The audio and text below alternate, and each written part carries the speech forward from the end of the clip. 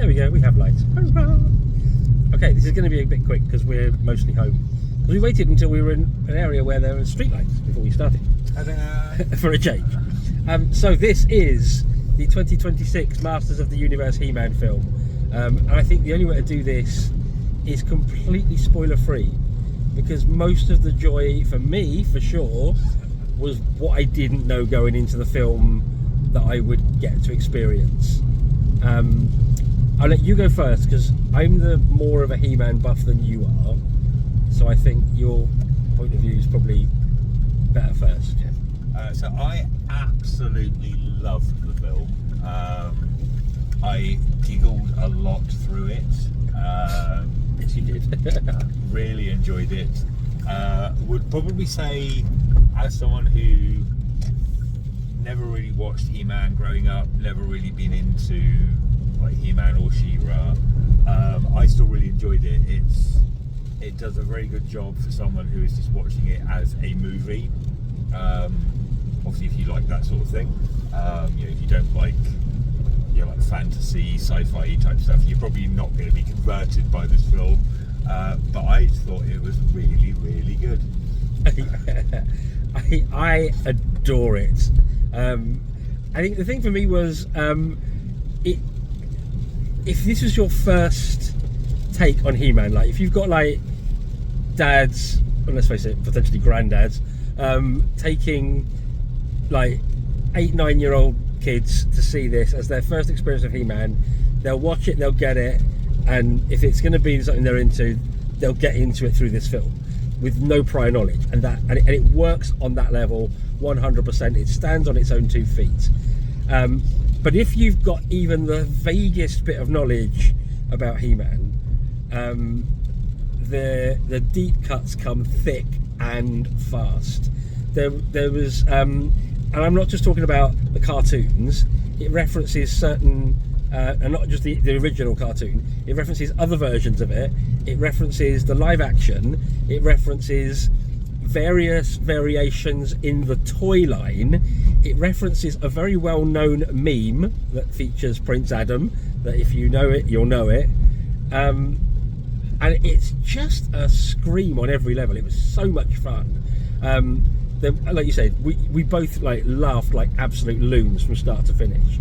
There were several points for me as Masters of the Universe. I'm not really a fan in that way, but I do love it. So I have watched the cartoons through a few times. I kind of know a bit of the lore. And there were several like proper like I was thinking, oh my god, it's the thing, or they said that, or I would say, for someone who says he's not a fan, the number of squeaks that he was making at various points. But that's my point.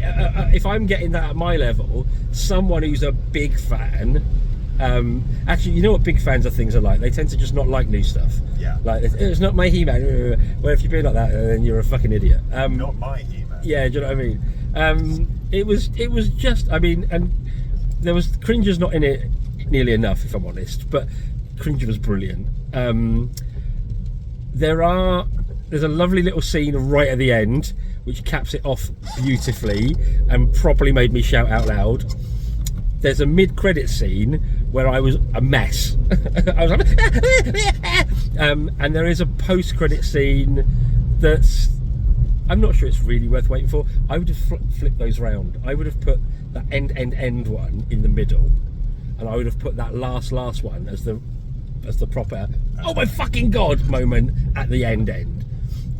Personally, I think that would have been, because after that middle one, the end one felt a bit of a letdown to me.